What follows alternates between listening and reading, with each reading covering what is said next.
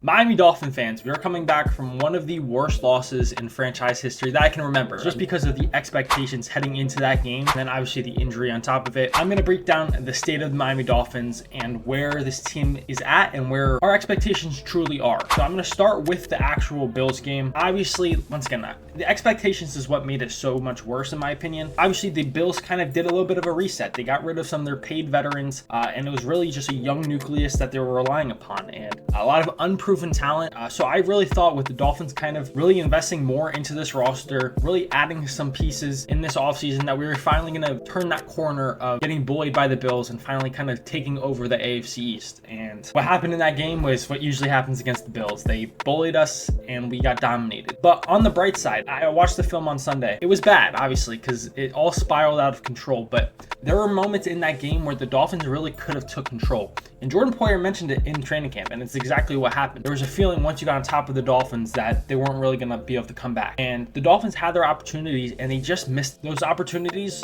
that if they just go one way different, we're in control of the game, and you never know how it's going to go. I'm not going to say we should have won, we could have won, we got blown out, but there's opportunities to get more in control of that game that would lead to it not being a blowout and at least competing in that game and looking way more competitive than the 31-10 total that it ended up being. Obviously, first and foremost, the first interception, that was not Tua's fault. Bit of a turning point, obviously, but I think the biggest turning point in that game, I'm going to put a picture up on the screen of Tua's second interception. And this is what the Bills have done so well facing the Dolphins. They play this too high shell, take away the deep shots to Tyreek and Waddle, and really making it challenging on the other Dolphins players that aren't Tyreek and Waddle to try and win the game, because they're taking those two guys out, beat us with everyone else. And in this opportunity, Tua had the ability to check the ball down and instead forced it into, I don't know if it was a miscommunication from Robbie Chosen or if it was just an overthrown ball. Whatever it was not the read. He could have easily checked it down to Durham Smythe or H-Hand in the flat and lived to play another down instead of turning the ball over. And I think that's really when the tide started to turn. The Bills continued their momentum. And the thing is like our defense looked bad. They kept us in the game early before our offense just completely spun out of control. So it was just not complimentary football. The offense was playing very poorly. The defense was holding their own. They still let up, obviously, the first touchdown, but they were keeping us in the game. But the offense just kept turning the ball over. But how you beat that cover two defense is by running the football consistently, hitting the checkdowns. And that's the one thing, like I said, if Tua hits the checkdowns, that doesn't happen on that pick. And then obviously we were running the ball and having pretty solid success. It's just they got to tinker the play calling, because we would have first down run, 4 or 5 yards, good. Second down run, solid, 3-4 yards. It's third and short, we get stuffed. It's fourth and short, and then we would go for it or you'd punt, and then we didn't get the fourth down conversion. So just tinkering to try and keep the chains moving. But when you face that cover two defense, you have to run the ball,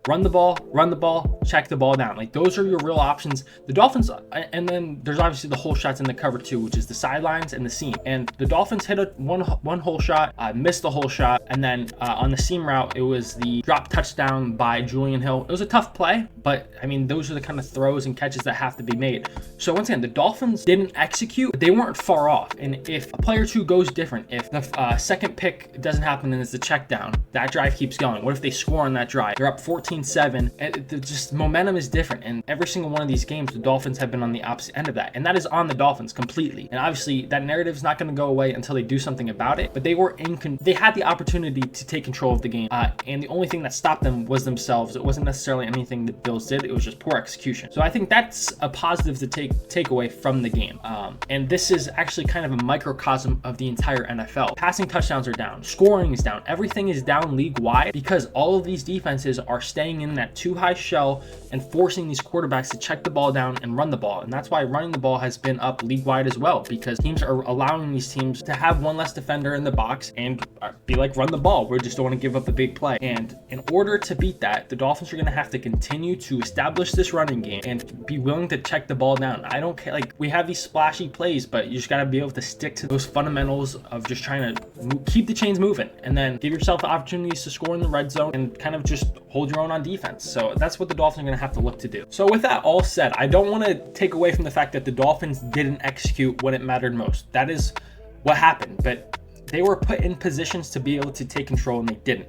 But what does the future look like for the Miami Dolphins? Obviously, that starts with quarterback one, Tua Tagovailoa. Now, reports have made it seem like he is going to continue playing football. So as far as I'm aware, he's going to. I'm recording this on Tuesday. He's yet to be put on IR. Tua Tagovailoa, the Dolphins are planning to put him on injured reserve. And the symptoms seem to be not too bad. And once again, this is just me reporting what I understand. This is not me saying he shouldn't retire, he should retire.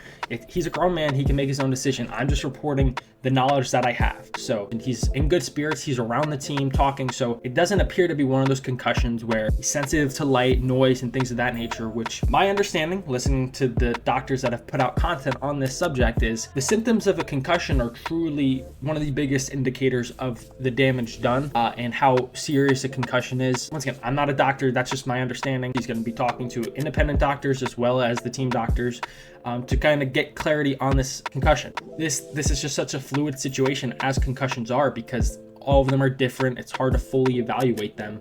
Obviously, he's got a history, so you want to be careful. But at the same time, it's like if he passes the protocol, I don't know. I'm not a doctor. I'm not a professional. So say he misses those 3 games, which would be against the Seahawks, Titans, and Patriots. Now, those are all winnable games, but guess what? They're all losable games as well. The Seahawks are 2-0, has a good defense. Geno Smith's been playing very well. The Seahawks at home are a tough place to play, a tough team to win, especially with Skylar Thompson at quarterback. So it could very well be a loss. Titans, once again, they're 0-2, but both games they've been in, their defense is rock solid with Jeffrey Simmons in the middle. L'Jarius Sneed, we know what he can do. They've got a solid defense. Their offense hasn't been great. Some people are saying they're the 0-2 team that could very well have been 2-0. And then the Patriots as well. The Patriots have yet to look as bad as we all expected. Obviously, their offense isn't very effective, but they've got a solid defense, as the Patriots have always had. So the Dolphins, you could tell me they go 3-0, 0-3, 1-2, 2-1. It can go any way imaginable, okay? So it should be interesting to see. I think Skylar's going to be the quarterback for all of those games. Snoop Huntley is obviously a very fascinating quarterback. This offense is just so complex. I don't know if the only quarterback I could have seen maybe coming and playing on 2 days under the playbook, maybe Tom Brady, but with all the motions, the lengthy play calls that this offense calls for, I just don't see him being able to play for the next week or 2 at best. So what I would like to see from the Dolphins in these 3 games to give them the best chance to win and also set this team up for success in the future if Tua does come back is really just work on running the football effectively under center. Mike McDaniel comes from the Kyle Shanahan scheme, and when you watch the 49ers or the Packers or teams in this system play, all of their runs are under center, and the Dolphins have a few, but we live in pistol and shotgun runs, and we do the motion, and we have Alec Ingold in motion, and like it's all pretty and it's cool and it's effective from time to time, but I just feel like it would help open up this offense by simplifying it a little bit, running under center, and just trying to win your reps, get in space with our playmakers, and really work on this under center run game. But Mike McDaniel's stubborn. I've been clamoring for this for a while. I think it could have been more effective to kind of continue to pound the rock, simplify the offense, and not have to have so much eye candy and just kind of insert your will. So we'll see what he does. I would like to see Mike McDaniel kind of take from his own former coworker in Matt LaFleur from the Packers, who went out and ran the ball for like 40 times with Josh Jacobs and that crew to help beat a team while he had his backup quarterback. Like, that's exactly what Mike McDaniel should do. Now, will he do it? I don't know. Maybe he knows we're not capable of it because of our offensive line play, but even the Shanahan system in San Francisco, their offensive line isn't anything special. And obviously it's been kind of getting exposed the past couple of games, but they have a history of being able to run the ball because they have their athletic linemen and they get them in space. And I think that's what Mike McDaniel really needs to look internally, try and go back to his roots and run that style of offense while we wait for Tua to come back. When Tua comes back, if you have that kind of offense humming with an under center run game, play action passes, which we do, it's just we do it in a fancy way. Dumb it down, run it like that, and then you can have those fancy gimmicky plays as a part of your week-to-week game plans, which teams do. That's what I think the Dolphins need to do to take the next step. Obviously, we're coming off a very defeating loss, and I mean, this team could crumble if we lose to Seattle and we look bad. Who knows how long Tua's out for? the season can go in a complete opposite direction. But I think if they continue to try and just simplify this offense, run under center, pound the rock, insert your will, drop Tua back in, have the defense continue to gel and improve, because ultimately the Dolphins let up 31 points and the defense had its moments of looking awful, but at the same time, they were not done any favors. Like I said, all the momentum was on the Bills side. The defense made some key stops early on in the game prior to multiple fourth down conversions, 3 interceptions, 1 pick six. So a lot went wrong that didn't allow the defense to have success.